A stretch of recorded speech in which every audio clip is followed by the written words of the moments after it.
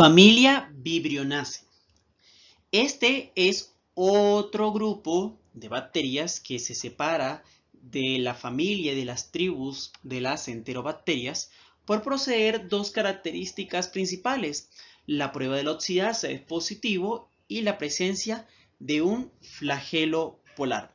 Y aunque siempre se ha relacionado el vibrio con las aeromonas y las pleisomonas, los estudios actualmente han dicho de que son dos cosas totalmente distintas. La importancia del estudio del vibrio en la microbiología médica se da puesto que este es un grupo de bacterias que viven en ambientes acuáticos. Ahora pasamos a la microbiología del agua. Ya no estamos en el área de la tierra, ni estamos hablando ni de ambientes médicos. Ya esto está relacionado con los ambientes acuáticos, tanto agua dulce como agua salada y por ende el mar y la playa. Vamos a hablar un poco de salinidad. Son aproximadamente 100 especies de vibrio que se han descrito, aunque aproximadamente 12 son las que se han relacionado que pueden causar enfermedad en el humano. Y dentro de esta familia está el famoso y llamado vibrio cólera, que es el agente etiológico del cólera. Esta enfermedad ha sido pandémica en otros tiempos y sigue creando brotes a nivel mundial, sobre todo en los países tercermundistas o aquellos que están en la vía del desarrollo, puesto que las condiciones socioeconómicas y las excretas de agua y el mantenimiento y el cuidado de las aguas son las que finalmente llevarán la enfermedad al humano, de modo que representa y sigue siendo el cólera una enfermedad importante, constantemente reemergente y hasta a veces olvidada, puesto que las tasas de mortalidad que genera la misma son elevadas y pueden llegar a superar en dado momento a las que se emiten por las enfermedades respiratorias durante las temporadas de frío. El cólera, a grosso modo, es una enfermedad diarreica que va a producir una enfermedad fatal si evidentemente no se controla el equilibrio hidroelectrolítico, sobre todo en los niños y en los ancianos, que son los que son más propensos a perder este espacio corporal y se traduce en enfermedad y daño, sobre todo orgánico, en los riñones y el mantenimiento del sistema cardiovascular. La forma en cómo se adquiere es clásicamente una ETA, es a través de alimentos o por el agua y en muy poca proporción el contacto de persona a persona. Aparte del vibrio cólera, hay otras especies que vamos a ver en la clase, que está el vibrio parahemolyticus y el vibrio vulnificus, y que a esta enfermedad se llaman las vibriosis.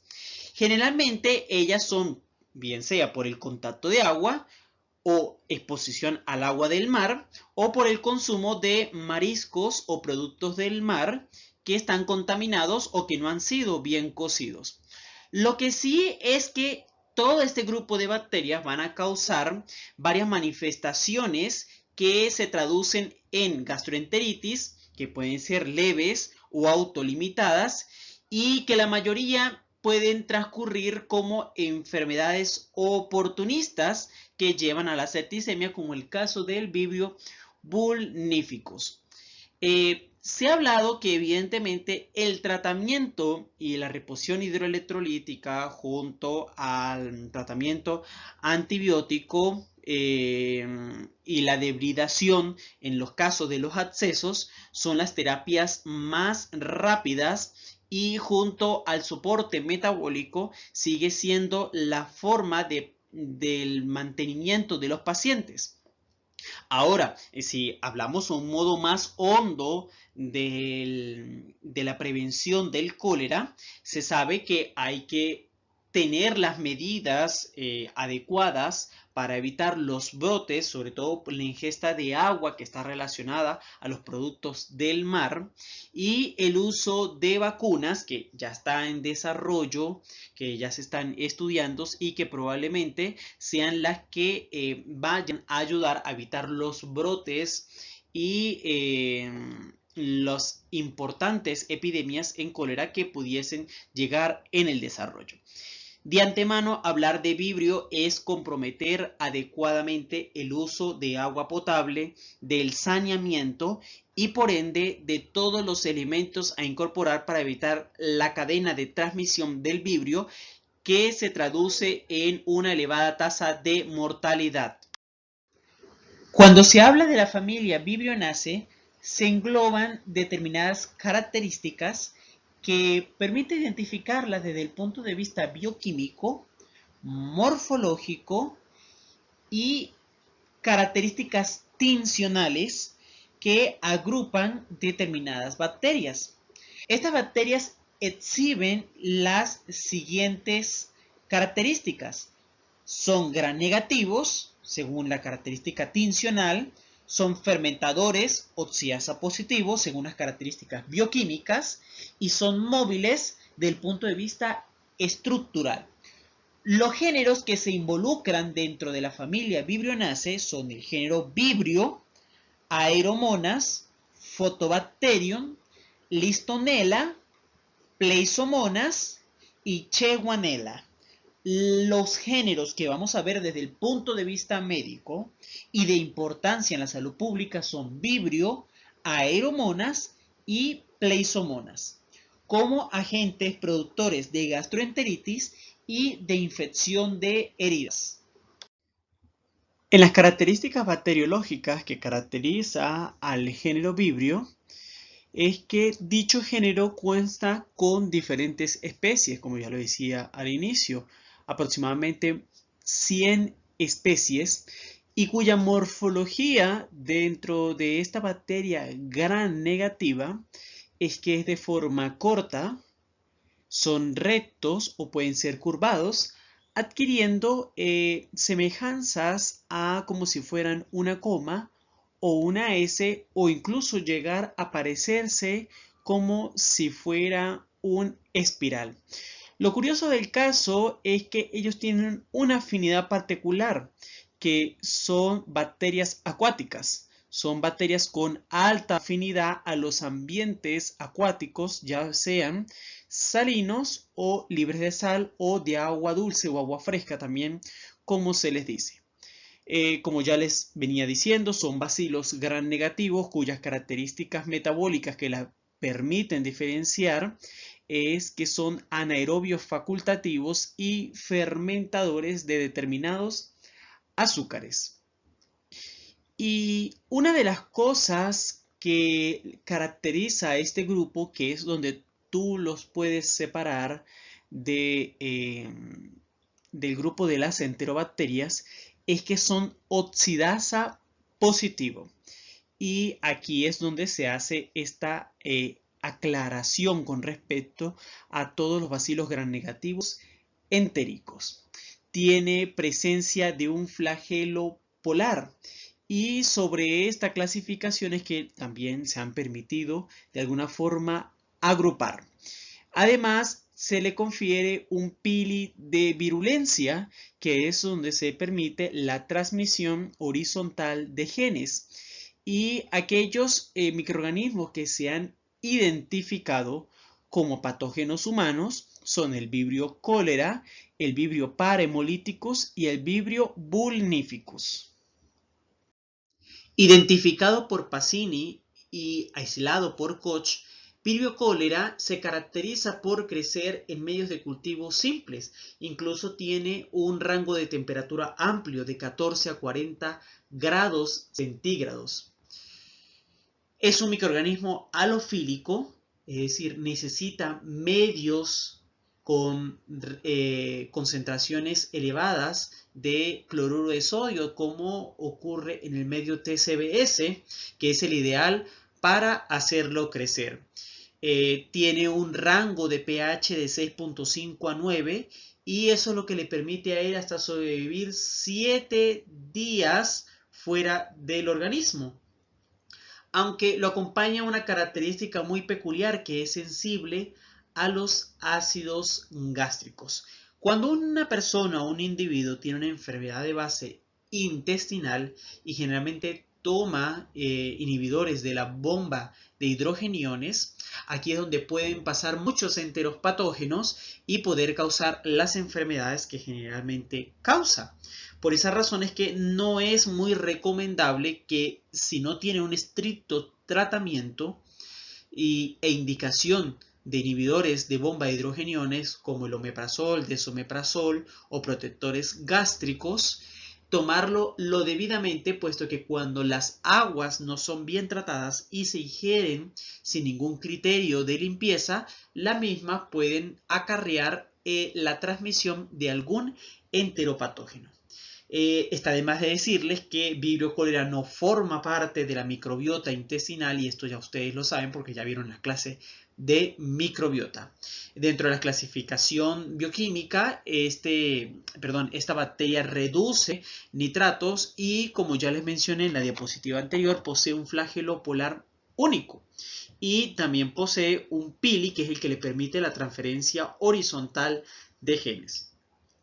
Ahora, debido a su estructura antigénica, es lo que les ha permitido clasificar al microorganismo. Recuerden que hay la capacidad de que los anticuerpos reaccionen contra los distintos componentes de la endotoxina y así es como se ha logrado tipificar y clasificar el Vibrio cholera.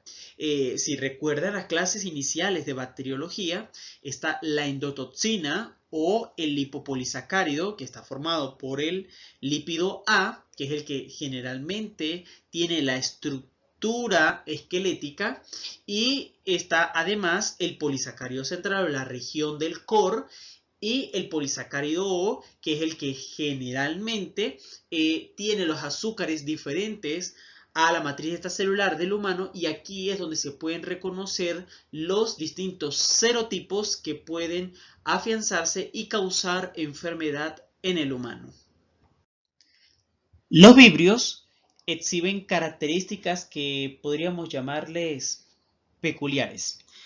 Vean en la lámina que se describen 4 elementos que vamos a considerar en el audio de esta diapositiva.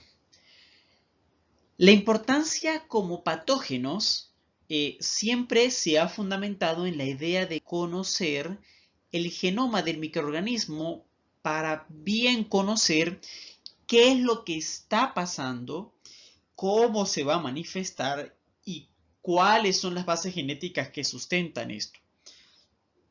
Se ha conseguido o es importantemente conocido que en Vibrio hay la presencia de 2 cromosomas. Y esto es muy interesante porque hay 2 procesos genéticos que se reconocen. Uno es la recombinación intragénica y el segundo son los eventos de transferencia de genes de forma horizontal y además de este evento genético, se dice que esto es un proceso intenso, es decir, que ocurre normalmente con una tasa o con una frecuencia mayor que los otros procesos de transferencia horizontal en el resto de las bacterias que comparten este medio. Lo que sí se puede saber, más adelante vamos a hablar un poquito más de esto, pero lo que sí se puede saber es que el cromosoma 1 va a codificar para proteínas esenciales, es decir, para los housekeeping, tienen los housekeeping, los elementos constitutivos que van a mantener el proceso bacteriano, como los genes que van a codificar para las proteínas del flagelo o para las membranas o las enzimas metabólicas, mientras el cromosoma 2 que va a tener un tamaño que es variable, pero que va a estar relacionado con proteínas accesorias, es decir, aquellos factores de virulencia que pudieran determinarse o aquellos elementos propios que le darían un plus en cuanto al tipo del biotipo, es decir, la característica biotípica, aquella actividad o afinidad o velocidad de enzimas que le podrán determinar mejores aspectos, sobre todo el mantenimiento del ambiente y los virulentos cuando lleguen a un tejido. En relación al ambiente donde se desarrollan, Vibrio va a vivir en agua de mar, en el ambiente oceánico, y la temperatura que mejor le sirve a esta bacteria es mayor o igual a 15 grados centígrados, y sobre todo el agua tiene que estar salubre o salobre, es decir, con determinadas concentraciones de sal, y aquí donde se dice que esta bacteria es halófila o halofílica. Lo que llama la atención en este gráfico es que los vibrios pueden vivir unidos a los peces o pueden vivir como microorganismos libres en el agua o unidos a los crustáceos, a los mariscos, o incluso a las algas, al plancton o a los detritos abióticos y bióticos que pertenecen. De hecho, una de las características que se explica por qué Vibrio puede vivir en todos estos ambientes y es la capacidad de formación de biofilm sobre las superficies bióticas y abióticas. De hecho, puede vivir en la superficie del mar o como puede vivir sobre la superficie de los peces, y sobre estos va a desarrollar el proceso de biofilm. Recuerden cuando yo les expliqué a ustedes Pseudomonas aeruginosa, que el propio mecanismo o el fenómeno del biofilm permitiría lograr liberar material genético y otras bacterias aprovecharían de este evento. Y sucede que Vibrio, cuando está ante la presencia de la quitina, que es un polímero que se encuentra en la superficie de los crustáceos, que no es digerible por las enzimas del humano, forma el exoesqueleto de los crustáceos, le va a permitir una mejor transferencia de genes, y por ello, junto a la presencia de quitina, si le suman la transferencia horizontal de genes y la formación de biofilm, es lo que ha explicado que Vibrio se ha podido mantener en la historia pandémica del cólera, en el ambiente, en el mar, y la forma tan eficiente y exitosa de poder transmitirse al humano. Vean que hay una raya que explica que incluso Vibrio puede encontrarse en agua que tiene bajas concentraciones de sal hasta en agua dulce. Y esto es una de las ideas que los microbiólogos o por lo menos tradicionalmente las revistas hablan de que Vibrio solamente vive en lugares halofílicos. No, incluso se ha encontrado en agua fresca, y de hecho solamente el condicionamiento de que tenga la temperatura junto a la probabilidad de la expresión de genes en la bacteria puede llegar a esos lugares. La forma de transmisión es muy particular, puesto que hay la probabilidad de desarrollar varios escenarios dependiendo de la forma de la enfermedad vibrial. Hay una explicación y está la subdivisión de la forma de transmisión, que es el contacto directo en el ambiente de la bacteria. Y es cuando hay un consumo del crustáceo o del marisco que esté contaminado, existe la posibilidad de que la persona contraiga el Vibrio parahemolyticus o el Vibrio vulnificus. Y aquellos quienes tengan una herida expuesta, tiene también la probabilidad de adquirir Vibrio parahemolyticus, que es muy raro, pero sí la alta probabilidad de adquirir el Vibrio vulnificus.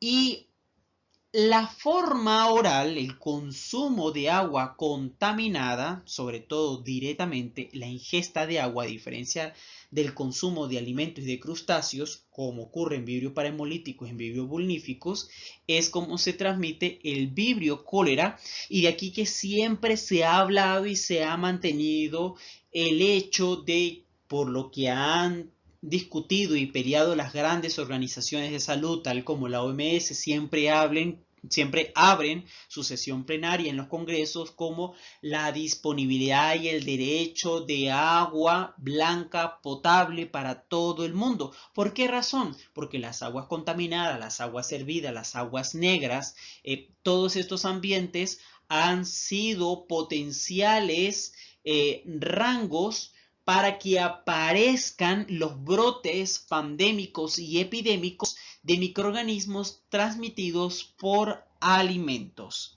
Solamente el agua contaminada puede ser el vehículo sustancial para que el cólera se disemine en un espacio geográfico dado. La transmisión persona a persona ha sido descrita, pero en una probabilidad muy baja. De hecho, miren la gráfica, como se observa, que en un porcentaje de aproximadamente, no logro distinguir el número de las personas, pero supongamos que dentro de 30 personas solamente una pueda llegar a contagiarse.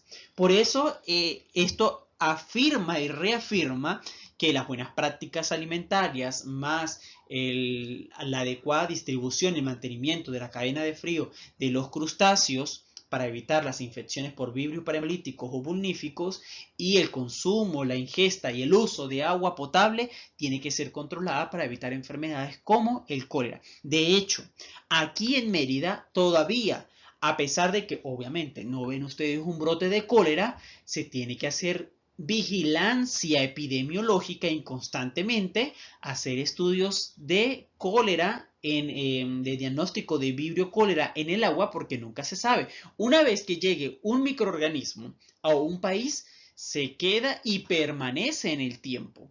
Cualquier evento de desastres naturales, de deslaves o cualquier elemento de la naturaleza, de la tierra propio, que pueda inducir una proliferación de la bacteria, puede hacer que aparezca un brote de cólera en cualquier momento. Por eso en los laboratorios de salud pública se mantiene el cultivo del TCBS y hay que constantemente repicar y replicar la cepa para mantenerla, para hacer estudios epidemiológicos y controlar los cultivos y aquellas muestras que sean dudosas. Incluso hay hasta fichas epidemiológicas, puesto que hay que hacer continua evaluación de los eventos diarreicos que estén dentro de la población para descartar que evidentemente haya la presencia del cólera en la población. Retomando lo que mencionábamos en la diapositiva anterior, Vibrio cólera, al ser una bacteria gram negativa y por las características de variabilidad en el antígeno o del lipopolisacárido, presenta distintas formas de variedad, y esto ha permitido clasificarlo en 200 serogrupos. Y esto es puesto que el antígeno O es un antígeno, sobre todo en Vibrio cólera, inmunodominante, y esto ha permitido llevar a cabo un proceso de clasificación serológica, y tomando la base de que según los sueros que se generen por la identificación e inmunización de diferentes serogrupos, es que se ha logrado obtener un distinto grupo, y a su vez estos se subdividen y así se conocen las variantes, los biotipos y la forma en cómo ellos se clasifican según sus rasgos y variabilidad inmunogenéticas. Es que se ha llegado a conocer los distintos brotes a nivel mundial, y es de esta forma en que se trabaja a nivel de salud pública en el mundo, identificando adecuadamente el serogrupo que está circulando en determinada población. Vean esto y es muy interesante. Presten atención cuando vayan por esta lámina porque va a explicar un poco acerca de por qué la clasificación y por qué lo llamamos así y su importancia clínica. El serogrupo o los dos serogrupos más importantes que se han identificado en la atención del cólera son el serogrupo 01 TOX positivo y la 0139 TOX positivo, que tienen la particularidad de generar la toxina, que es la que va a provocar finalmente el cólera, con la salvedad que la 0139 desarrolla una cápsula polisacárida ácida a diferencia de la 01 TOX positivo que no la genera. Además, se encuentra tres grupos de importancia diferente a las cepas toxigénicas, que es la 01 TOX negativa, que no va a exhibir ni cápsula ni la toxina. Y así, de la 02 a la 138 hay algunos grupos, algunos serogrupos, que van a exhibir la presencia de cápsula, otros no, pero igualmente no van a producir la toxina. Y después de la 139, que queda de la 140 a la 200, habrán algunos que exhibirán cápsula y otros no, pero la mayoría no van a producir la toxina del cólera. Tomen en cuenta, solo las toxigénicas son la 01 TOX positivo y la 0139 positivo. El resto no producen toxinas y el segundo rango de importancia en la infección por los vibrios es la presencia de la cápsula polisacárida ácida. Cuando se obtienen las muestras de heces y se sospeche que hay un cólera, la misma pues va a derivar hacia la tinción de Gram y a su vez a proceder en el cultivo en un agar TCBS, tiosulfato, citrato con sales biliares y sacarosa. Y cuando crecen las colonias se procede a utilizar los antisueros polivalentes que van a determinar cuáles son las cepas, los tipos que están circulando o que están provocando el cólera. De hecho, hay una interesante clasificación, que esto es importante que lo sepan, sobre cómo se clasifican los vibrios cólera. Si el antisuero da positivo para el antígeno O, efectivamente se va a conseguir los serogrupos, recuerden las cepas toxigénicas, la 01 y la 0139, que son las que producen toxina.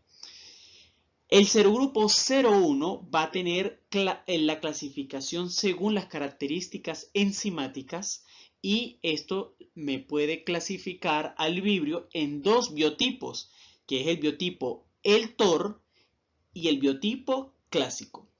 El clásico fue el responsable de la sexta epidemia mundial y el TOR es el responsable de las otras 6 que han ocurrido en un total de 7 brotes mundiales. Ahora, sobre la base de estos biotipos, según que estén ubicados dentro del serogrupo, voy a tener la clasificación según el serotipo. El serotipo INAVA, que es de característica AB, el OGABA, que es AC.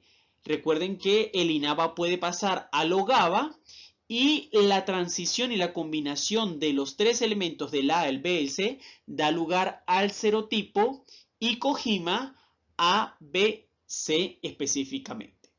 Ahora, con respecto al serogrupo 0139, tenemos el biotipo Bengal. Todos aquellos que den antígeno O negativo para los serogrupos 01 o 03 no van a ser de ninguna manera el 01 o el 0139, que son los que están provocando la enfermedad, sino que se trata de otro serogrupo de vibrio cólera. Volveremos a retomar nuevamente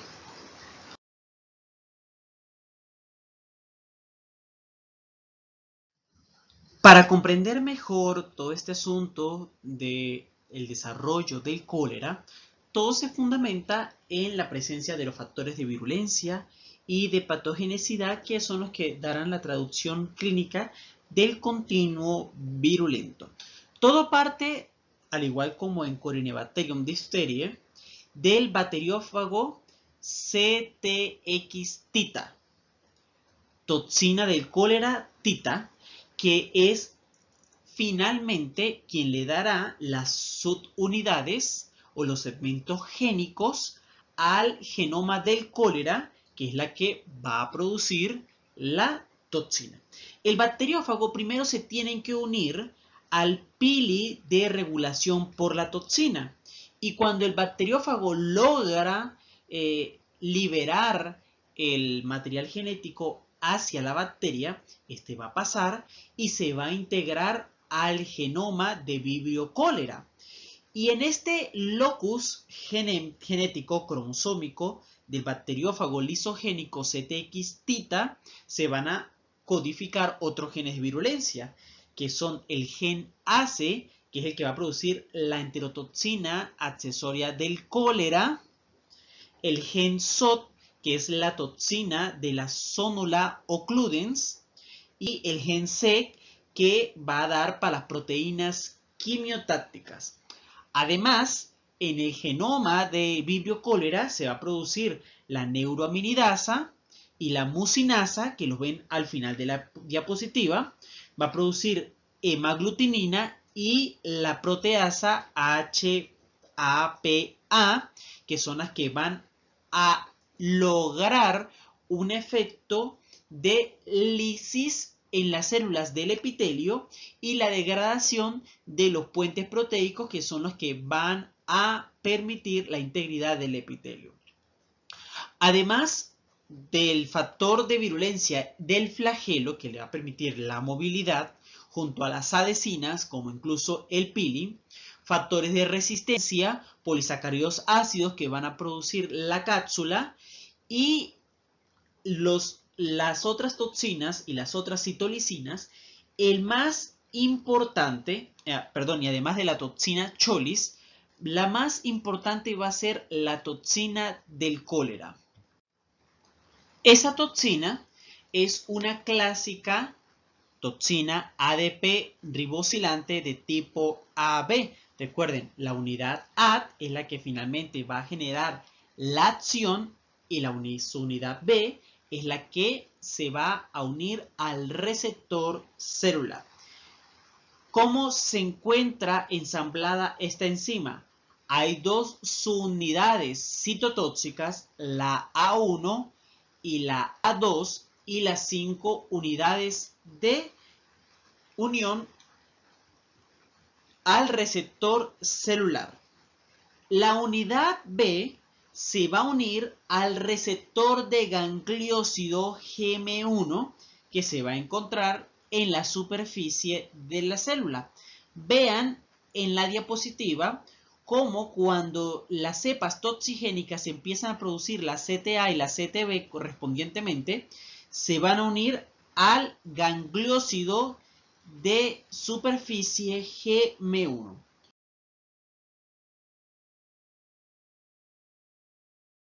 Posterior a que la toxina del cólera se une al receptor, esta se endocita, que va a sufrir un transporte retrógrado al retículo endoplásmico, y aquí las subunidades que forman parte de la estructura general de la toxina se van a disociar por la reducción de un enlace disulfuro que le permitía unirse la unidad 1 a la unidad A2. Luego que pasa el transporte del retículo endoplásmico al citosol, hay una activación alostérica del componente CTX-AS1, puesto que esta activación la va a generar el factor de ribosilación 6 del ADP, o mejor conocido como el ARF6. Esta subunidad va a pasar a activar la adenilciclasa mediante el receptor que estaba acoplado a la proteína G. Una vez que se une a este receptor, la denilciclasa activada positivamente aumentará los niveles de AMP cíclico y esto a su vez activará la proteína quinasa A mediante una fosforilación que a su vez se va a activar los receptores transmembrana de fibrosis quística o mejor conocidos como los CFTR que contribuirán o promoverán la salida de agua y el flujo de iones de bicarbonato y de aniones de cloruro, y así es como se forma la diarrea acuosa. Vamos a conversar ahora sobre la epidemiología del cólera. Primero, el cólera se va a adquirir por la ingestión primero de una dosis infectiva que es alta comparada con otros microorganismos, que es de aproximadamente 10 a la 8. Estos microorganismos van a ingerir o van a llegar al cuerpo mediante el consumo de agua o alimentos contaminados que se pueden contaminar a través de las siguientes vías. Bien sea cuando el agua entra en contacto directo con las heces de los infectados y a su vez ésta se contamina por el manejo, o cuando se están manipulando los alimentos mediante el lavado y las manos contaminadas de los pacientes. También los alimentos, muchachos, se pueden contaminar cuando estos están en las fuentes de almacenamiento o cuando se están siendo llevados a los lugares de consumo o mientras que están almacenados en la casa. Si el individuo de la casa tiene cólera y de alguna forma sus heces entran en contacto con cualquier fuente de agua o con cualquier alimento, automáticamente estos quedan contaminados. Y hay una forma también de contaminación muy curiosa, que es la que mejor se describe con respecto al cólera. Uno, por un lado, los alimentos se van a contaminar con las manos que están infestadas por heces de pacientes contaminados, y aquellos que ocurren generalmente, ya la imagen más llamativa que siempre cuando vi el tema de cólera también me impactó, que era en las ceremonias fúnebres, en el caso del río Ganges. Las personas, recuerden que ese río tiene múltiples funciones, ¿no? Funciones místico-religiosas, de trascendencia, de elevación del ser. Bueno, ellos hacen de todo en ese río. Y en ese río que es sagrado para los hindúes, sí, creo que sí, para los hindúes, tienden a ingerir alimentos y consumir bebidas que están preparados por las personas que llevaron también el cadáver. O aquellos que ingieren agua directamente del río Ganges, o bueno, en el lugar donde se esté llevando a cabo el evento fúnebre, y por esta razón, como ocurre en el COVID, voy a separarme ahorita para el COVID.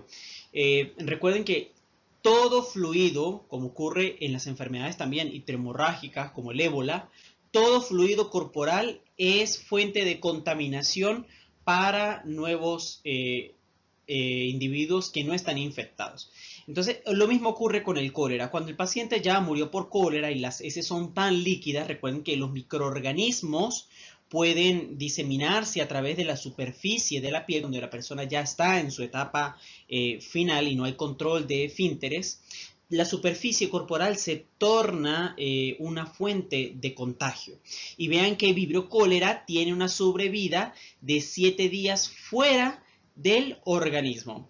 De esta forma, entonces, habría la vía de comunicación para la contaminación de nuevos pacientes, y por eso hay que tener demasiado cuidado con las enfermedades enterocontagiosas, porque la mayoría de ellos tienen mucha capacidad de resistencia fuera del organismo y son de fácil transmisión.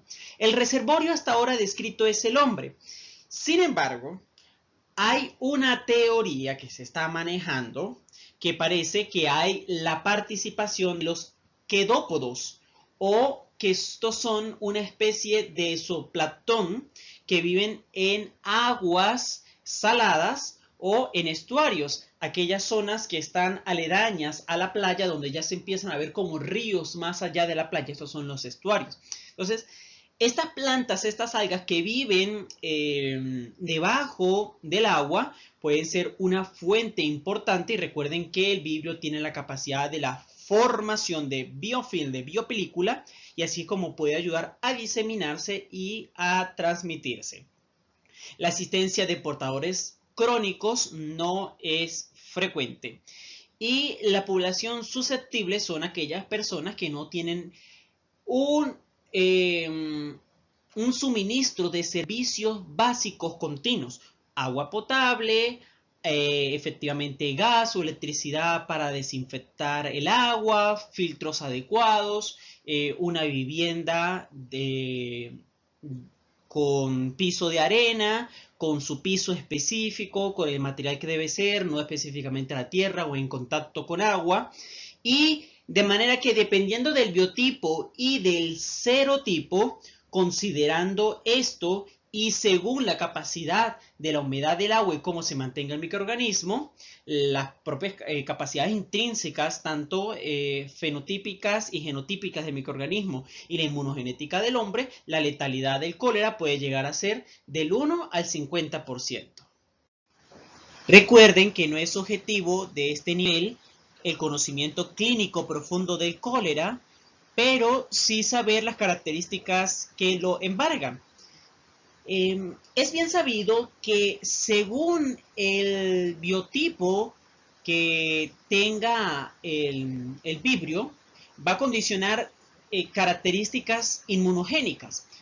Por decir, el biotipo clásico, los individuos generalmente adquieren inmunidad de por vida, mientras que por el biotipo, el TOR, es muy limitado y de hecho se puede desarrollar en la primera infancia y llega hasta la mediana edad, salvo que hay una característica durante la infección con aquellos que tienen la infección por el biotipo, el TOR, es que la mayoría se vuelven portadores asintomáticos en el 75%.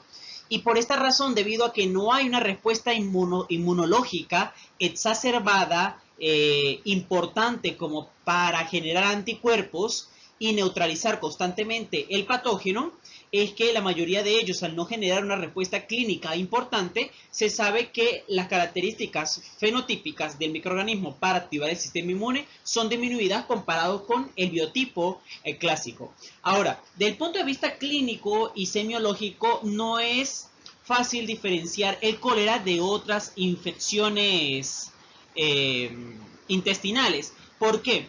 El periodo de incubación es muy semejante, las características, de hecho, la única forma que se puede deducir la forma en la que se presentan las heces o el tipo de la presentación de las heces o del material fecal producto de la infección es lo que puede deducir, pero sin embargo la experiencia dice todo lo contrario. Vean que el periodo de incubación puede arrancar desde unas pocas horas, de 12 horas hasta 5 días, pero el promedio siempre es de 3 a 4 días. Ocurre inicialmente un periodo de invasión que es muy breve.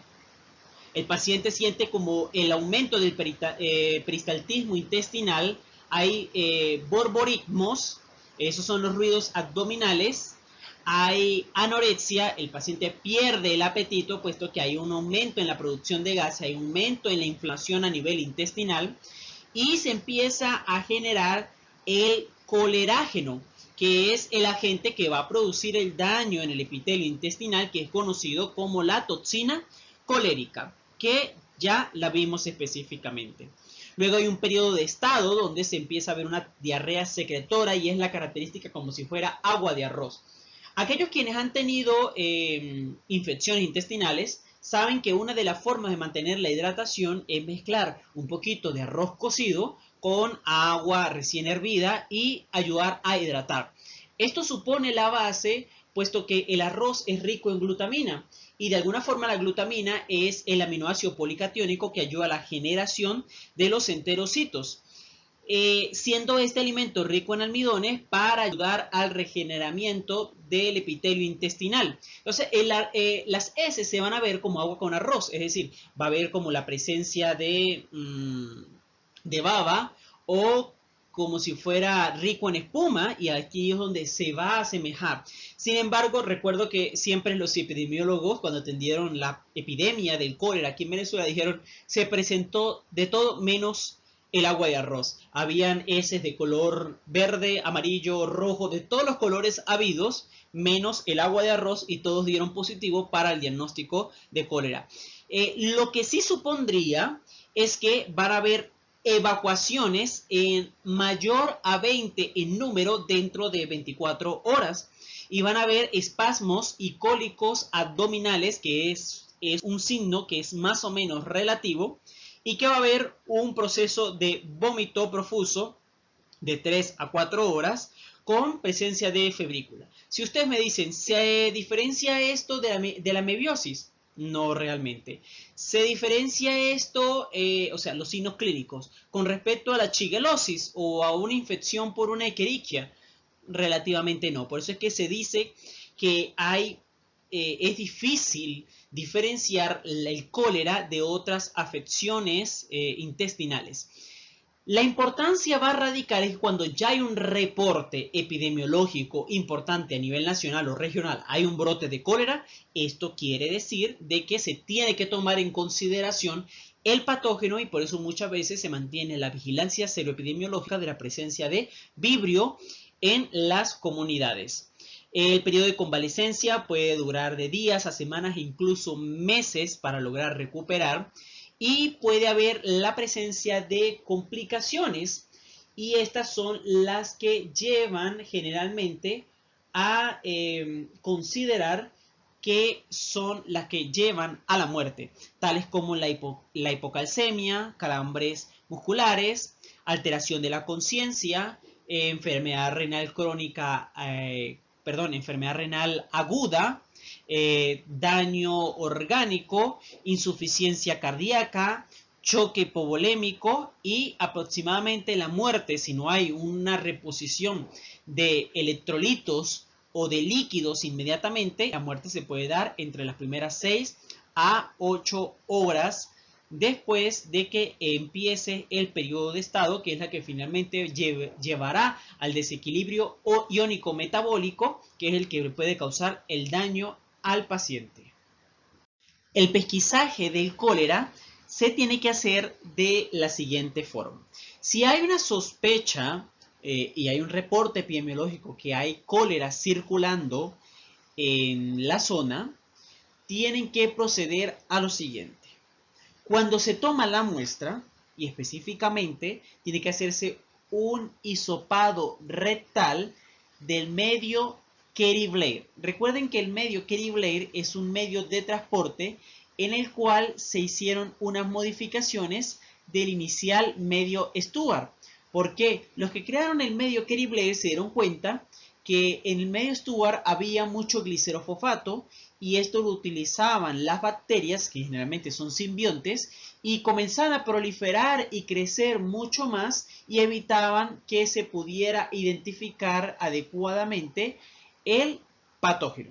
De hecho, ocurre un enmascaramiento por número, y por eso fue que además se sustituyó otro componente del glicerofosfato como el tampón inorgánico fosfato, y se hicieron unas leves modificaciones en cuanto a los colorantes. Haciendo el hisopado rectal, ustedes ponen eso en el medio Kerry-Blair y se manda al laboratorio. Si las heces son líquidas, con más razón tienen que hacerse dentro de las primeras 24 horas.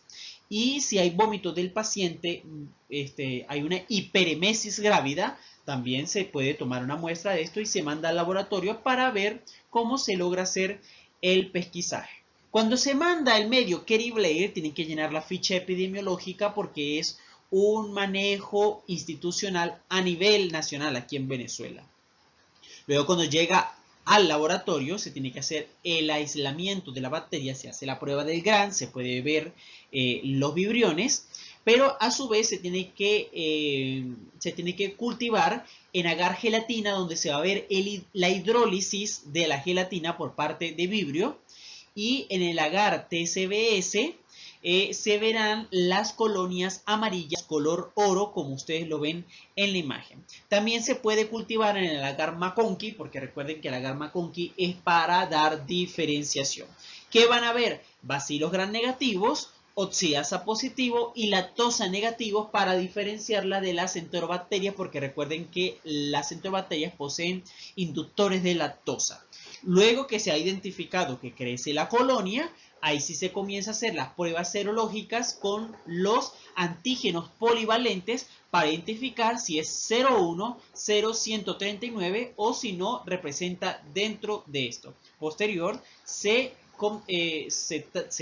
procede al tratamiento del paciente con la restitución hídrica, tratamiento antibiótico y específicamente los cuidados y manejo del medio interno del paciente. Como mecanismos de protección y medidas profilácticas del cólera, se mantienen las reglas universales en la transmisión de enteropatógenos. Si ustedes llegan a una población y ven que hay recurrencia de enfermedades enterohemorrágicas o enteroinvasivas o infecciones gastrointestinales de cualquier orden, siempre va a haber un problema en la disposición de las excretas. Y se les ha insistido mucho a las distintas generaciones de médicos que a veces no es incluso el manejo clínico o el adecuado antibiótico para el suministro de los pacientes. Simplemente es promover o tratar de resolver cómo lograr esa adecuada disposición de excretas, pues siempre va a haber focos de enfermedades gastrointestinales producto de que los patógenos estarán inmediatamente para la toma de los pobladores. Siempre hay que disponer de una fuente de agua potable y esta tiene que ser certificada, sobre todo en las poblaciones, para evidentemente empezar a tratar las enfermedades gastrointestinales de forma consona. Hay que lavar continuamente los alimentos y con agua diferente a la que probablemente sea la fuente de contaminación, porque es lo que sucede con el blasto. Siempre hay recurrencia a la infección y uno les pregunta a las personas, pero bueno, ¿cómo están lavando la comida? ¿O cuál es el agua que están utilizando para la limpieza de los alimentos? Entonces resulta que es la misma agua estancada que tiene 7 años y las personas continúan siempre con cuadros frecuentes gastrointestinales. Hay que cocinar los alimentos y en el caso de vibriomolíticos y paremolíticos hay que cocinar bien los mariscos, los calamares o los crustáceos para evitar que haya una fuente de contaminación. Hervir y clorar el agua para el consumo y sobre todo que las dosis superan a 1 ppm de cloro o de hipoclorito de sodio por la relación de 1 litro. Promover el lavado de manos, igualmente ya que puede ser la fuente y la provisión del patógeno para el hogar, y promover la lactancia materna. Se cree que cuando las personas están enfermas, sobre todo las madres, no le pueden dar lactancia materna a los niños. Y de hecho, la lactancia materna, debido a sus características físico-químicas y al patrón que tiene en cuanto a mediadores de la inmunidad innata, como transferrina, tiene inmunoglobulina A, tiene muchos elementos de la inmunidad innata que ayudarían a controlar la transmisión de enteropatógenos a niños lactantes. De hecho, la medida universal de la OMS es nunca suspender la lactancia materna, pues tiene tantos componentes inmunológicos que ayudaría a evitar que el niño se contagie por un enteropatógeno que esté circulando aledaño a la casa. Vibrio parahemolíticos. Al igual que Vibrio cólera, este es un bacilo gram negativo que tiene su morfología curva, cuyo requerimiento metabólico es anaerobio, facultativo y fermentador, y posee requerimientos nutricionales sencillos. A diferencia de Vibrio cólera, que se han descrito sus toxinas muy ampliamente, en el caso del Vibrio para hemolíticos funciona un elemento muy particular que es la hemolicina termoestable. Recuerden que la hemolicina es aquella proteína que tiene la capacidad de formar poros sobre las superficies de las células y sobre todo su actividad se ha especificado en eritrocitos. Lo que llama curiosamente la atención de este factor de virulencia es que puede llegar a desarrollar los procesos de infecciones en tejidos blandos y las bacteremias con punto de partida del tracto gastrointestinal. La hemolicina termoestable se ha asociado con una cepa denominada O3K6 o también se conoce como la cepa de Calcuta. Fue aproximadamente por allá en el 2007 donde se describió esta cepa y que se ha hecho particularmente cosmopolita en las aguas a nivel internacional. De hecho, se describe que esta es una cepa, particularmente del Vibrio parahemolíticos, de un microorganismo que es omnipresente y se encuentra particularmente en todas aquellas zonas costeras cuya temperatura es templada y la epidemiología se va a potenciar fundamentalmente cuando ocurren los aumentos de temperatura a nivel mundial, es decir, en lo que estamos viendo ahorita con el fenómeno del calentamiento global, a medida que aumenta la temperatura sobre los distintos países, ocurre que hay modificaciones que favorecen la proliferación y la diseminación del microorganismo en las aguas a nivel mundial. De hecho, cuando se busca comprender la epidemiología de este microorganismo, hay que entender y comprender que es de amplia distribución en todas las zonas costeras y no solamente que haya la presencia de la playa o de los largos perímetros de arena, sino que en los mismos lugares ocurra una frecuencia de consumo de mariscos o crustáceos que estén poco cocidos o que estén contaminados. Sobre todo los brotes que se han dado en Nueva Zelanda, en Japón, en Estados Unidos y en Hawái es que se ha consumido cangrejo que no ha estado bien preparado. Además de que pueda ocurrir un contacto directo con el agua contaminada con Vibrio parahemolíticos, es donde se describen los eventos infrecuentes de las infecciones de tejidos blandos o los casos de bacteremia. Lo que sí es que el proceso patognomónico se va a explicar tal cual que puede aparecer una diarrea explosiva y súbdita que se llega a aparecer levemente al cólera en el cual hay liberación de heces sumamente líquidas. Recuerden, ya les dije que era el consumo de alimentos o crustáceos contaminados, lo que nos da a entender que no hay una transmisión de contacto de persona a persona o que haya una transmisión de vía fecal oral. Simplemente es es el consumo del alimento que esté contaminado. Ahora, la mayoría de los casos se describieron por allá en el año 1970 y ocurren como olas. En el 70 hubo sus brotes, luego en el 90, posteriormente, que duraron hasta el 96, y aquí fue donde apareció la famosa cepa que se está buscando en la actualidad, pues es la que ha quedado desde ese momento, que es la cepa de Calcuta, que se apareció en India y era caracterizada por una gastroenteritis que podía ir desde síntomas leves hasta síntomas moderados. Y esta forma en cómo ocurrió esta variante O3K6 es la forma en la que se observó entre el año 2007 y 2012, que es la que ha permanecido y es la que sigue apareciendo en la zona del sudeste asiático y es la que se describe actualmente.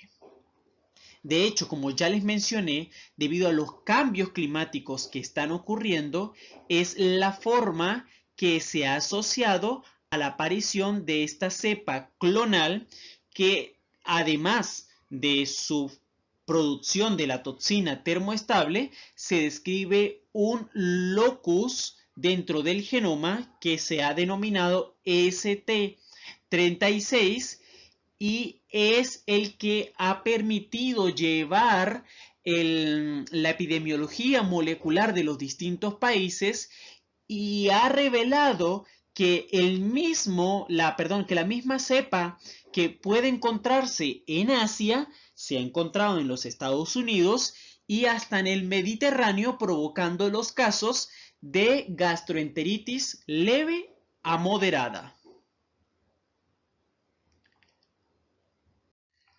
Por último, vamos a hablar de Vibrio vulnificus.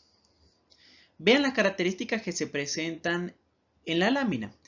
Es un bacilo gram negativo de aspecto curvo, pues precisamente pertenece a la familia Vibrionaceae. De características metabólicas, es un anaerobio facultativo y fermentador, salvo que tiene requerimientos nutricionales sencillos, y se le ha denominado que es un microorganismo halofílico. Tanto es así que su distribución a nivel mundial se debe a que él tiene tolerancias de temperatura y salinidad que son muy variables. De hecho, la bacteria se ha relacionado y se puede encontrar en aguas que tengan entre 13 y 30 grados centígrados y concentraciones de sal que hayan en las aguas donde se encuentre de aproximadamente 2 a 25 partes por millón de cloruro de sodio. Esto hace que sea un organismo halofílico. Ahora bien, siempre se ha descrito que este microorganismo es oportunista. Pero así como es oportunista, representa un factor letal bastante importante. De hecho, hay una relación estrecha que cuando una persona tiene una enfermedad de base y sobre todo metabólica, en conjunto con otras condiciones, puede llegar a desarrollar la infección si este es colonizado por el microorganismo. Tales patologías las podemos señalar como aquellas quienes tienen hepatitis o enfermedad hepática debido a la ingesta exacerbada de alcohol, diabetes mellitus y aquellos quienes tengan tratamiento inmunosupresor. Algo que ocurre con el hecho de la enfermedad hepática es que hace que en sangre se concentre una mayor cantidad de hierro y esto nos lleva a los factores de virulencia.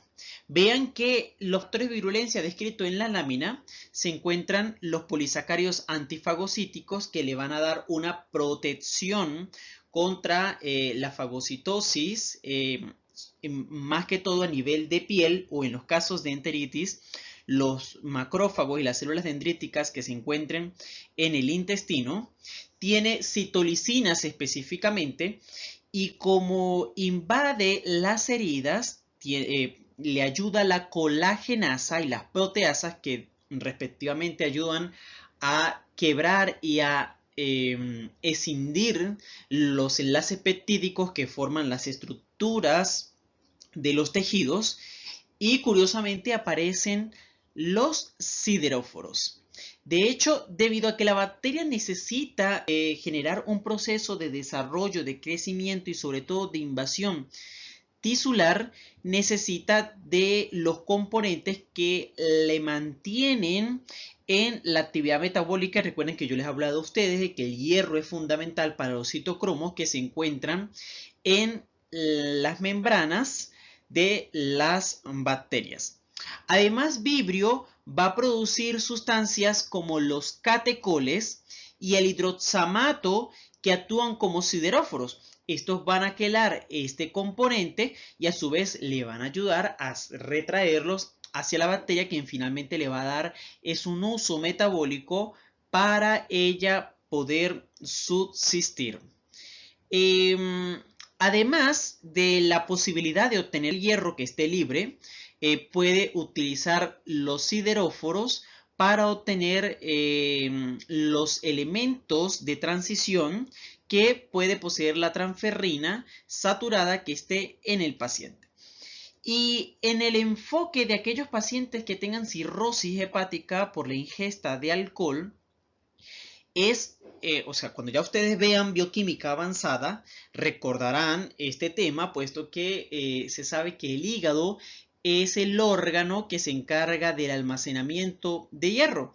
Y al haber un daño hepático, al haber un daño tisular en el hígado, hace que las concentraciones de este mineral aumenten en sangre y por ende el microorganismo pueda sobrevivir y pueda mantener un estado de infección mayor comparado con otros estados metabólicos o con otras enfermedades de base. Además de estos factores de virulencia, también se han descrito la presencia de endotoxinas. Recuerden que es un bacilo gram negativo.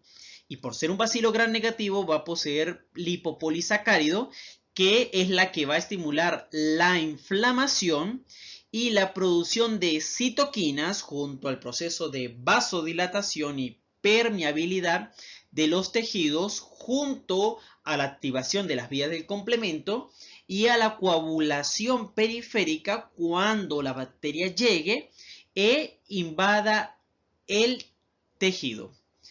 Además, el hecho de que este lipopolisacárido pueda producir ese tipo de efecto nos da a entender que hasta puede llegar a causar en el paciente una hipotensión sustancial y una insuficiencia orgánica, tal como les describí, que podría ocurrir en el caso de la pseudomonas.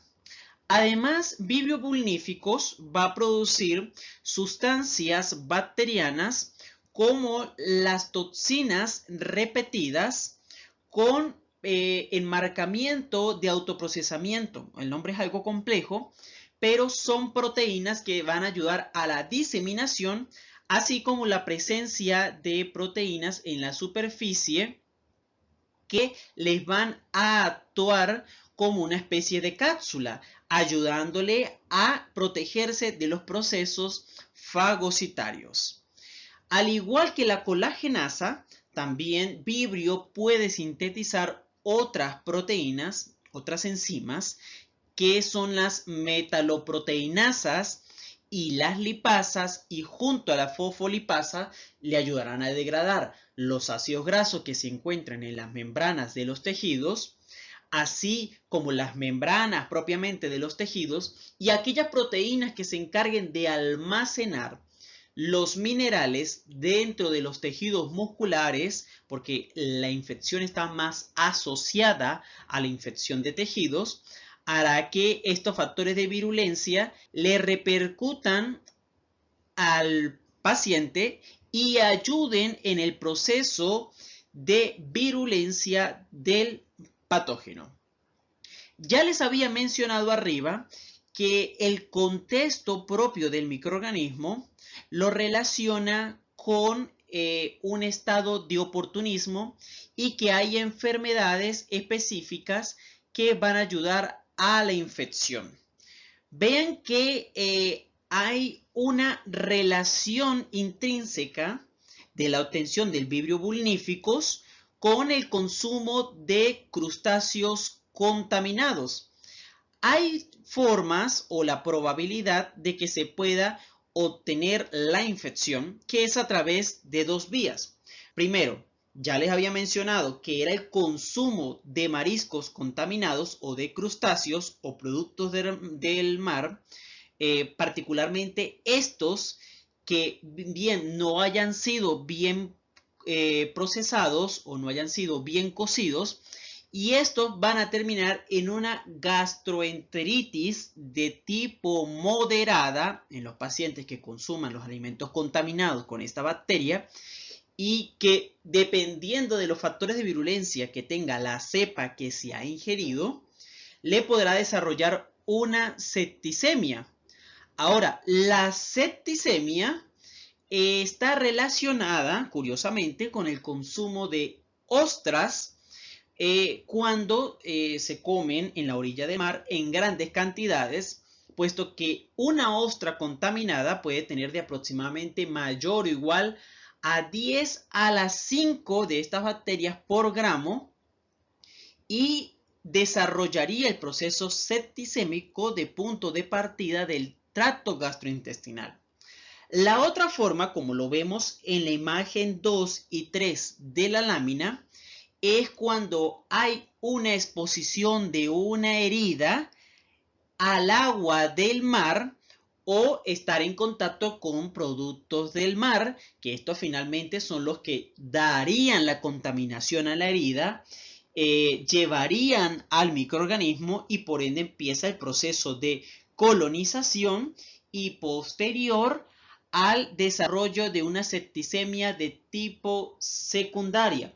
No es que las septicemias se dividen, sino que aquella que se ha descrito por Vibrio vulnificus de punto de partida gastrointestinal se llama septicemia primaria, y aquella que se inicia por el punto de partida de una herida se denomina septicemia secundaria.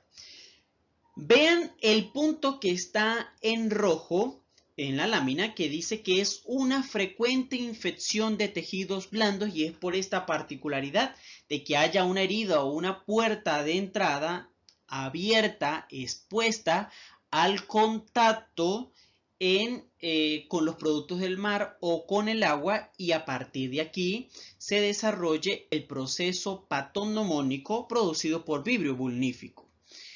Vean que hay desarrollo de cuadros de septicemia y son por los dos modos que yo le acabo de mencionar.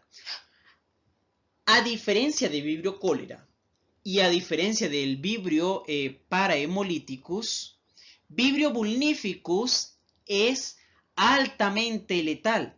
De hecho, la tasa de mortalidad sin una terapia adecuada en un momento dado puede llegar a ser entre el 90 y el 95%.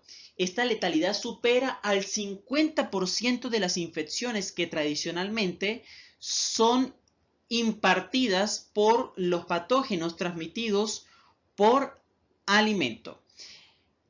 Ahora, ustedes dirán, bueno, ya, si es tan letal el patógeno y se encuentra en los lugares donde se ha descrito, ¿cómo es posible que llegue a ser tan letal?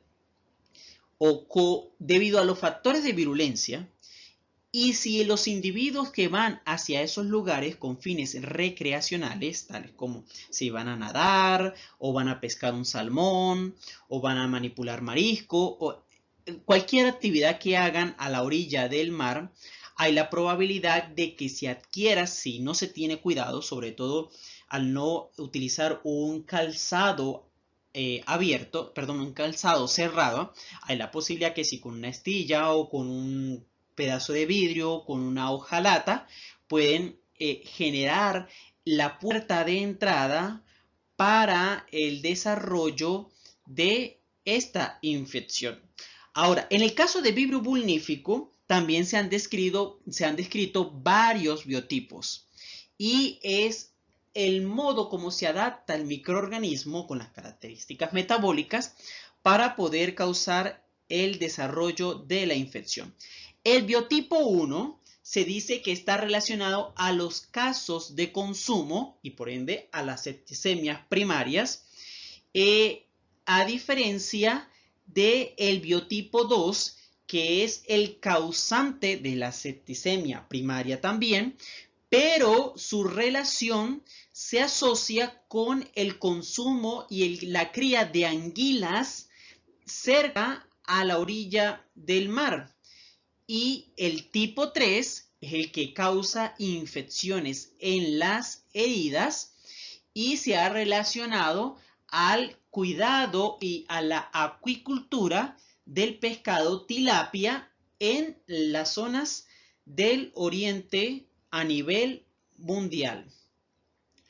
Hay un detalle y es que la mayoría de estas infecciones no se han descrito, pues parecen que no son de real importancia. Solamente los casos que se han visto a nivel mundial se describen en Taiwán, en Japón, en la China, en Tailandia, algunos casos en Estados Unidos, y por eso es que se asocia esta importancia a que en Centroamérica pueda existir la probabilidad. Lo que pasa es que no se cree o no se piensa que se pueda llegar a desarrollar la infección, y sobre todo a tomar en cuenta el rápido diagnóstico y tratamiento profiláctico del Vibrio vulnificus.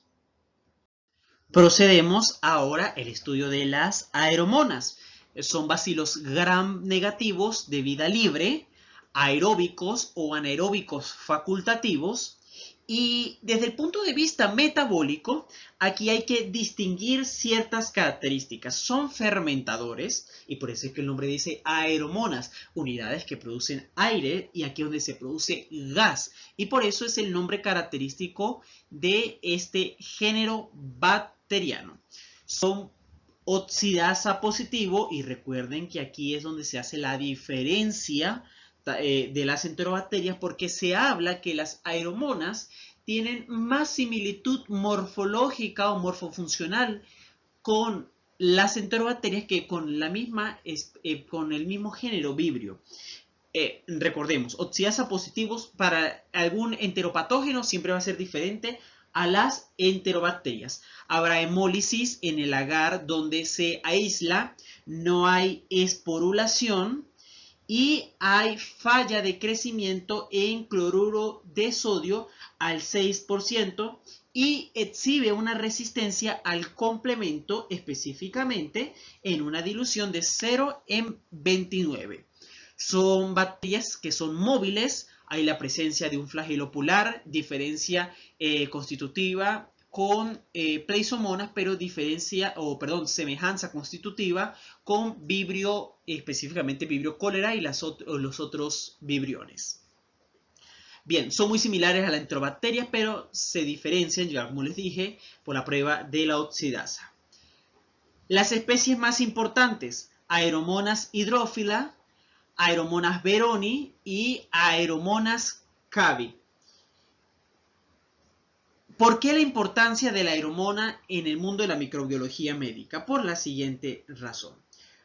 Va a producir enfermedad diarreica o gastroenteritis o enfermedad disentérica. Y con respecto a la enfermedad disentérica se va a comportar igual que una shigellosis o a una disentería por entamoeba histolítica.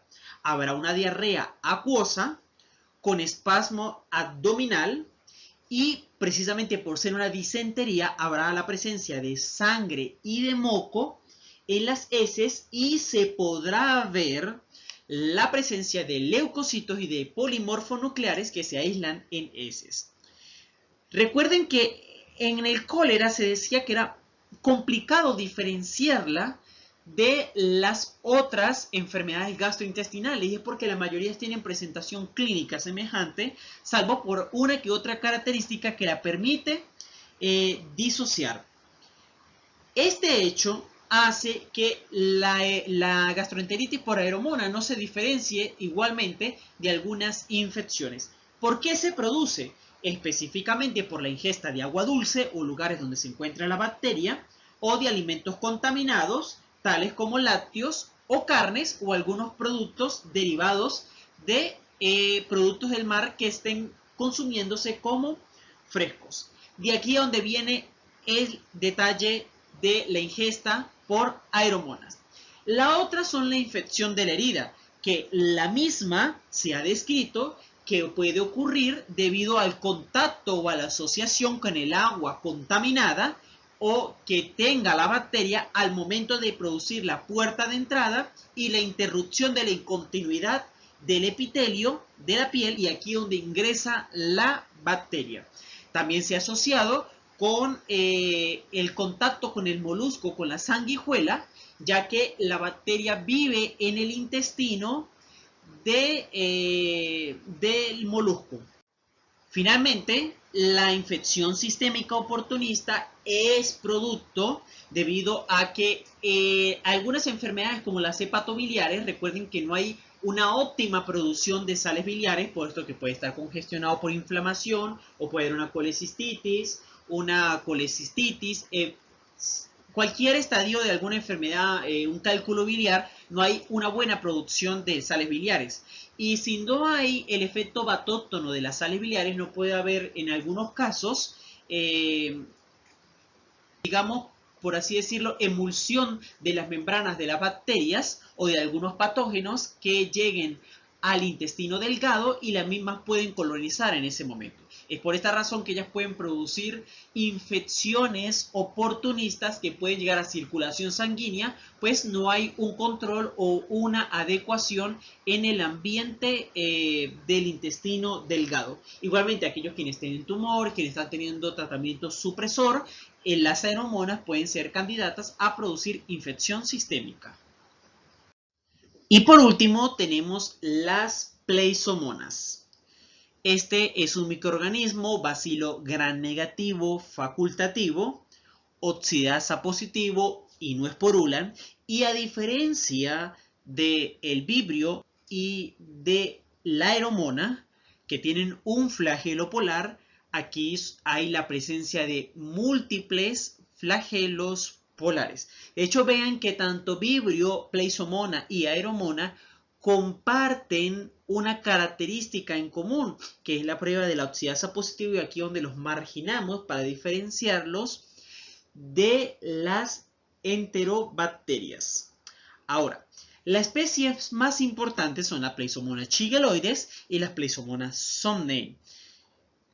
Y hay algo curioso y llamativo, puesto que el mismo medio que se utiliza para pescar y para identificar tanto la salmonela como la shigella es el mismo medio que se utiliza para identificar las pleisomonas. Ahora, hay una característica que se comparte en cuanto a la presencia fenotípica de antígenos que se encuentran en la Shigella sonei y está de igual modo en la Pleisomona shigaloides y en la Pleisomona sonei. Fíjense que incluso la especiación de las pleisomonas se parece mucho a la Shigella. ¿Dónde se va a encontrar este microorganismo? Se va a encontrar en aguas saladas, en el suelo, y se ha aislado en peces tanto de agua dulce como aquellos animales que se encuentran en las regiones tropicales y las subtropicales. Hay una relación que también han hecho en cuanto a la infección que se produce al ingerir mariscos crudos. ¿Por qué el estudio de la pleisomona, a pesar que no hay mucha información en el mundo de la microbiología médica? Es porque pueden producir cuadros de gastroenteritis autolimitada y en algunos casos puede producir bacteremia perinatal, meningitis, artritis, celulitis, osteomielitis, y desde el punto de vista del laboratorio se van a distinguir porque ya como les dije, hay prueba de la oxidasa positivo y DNasa positivo.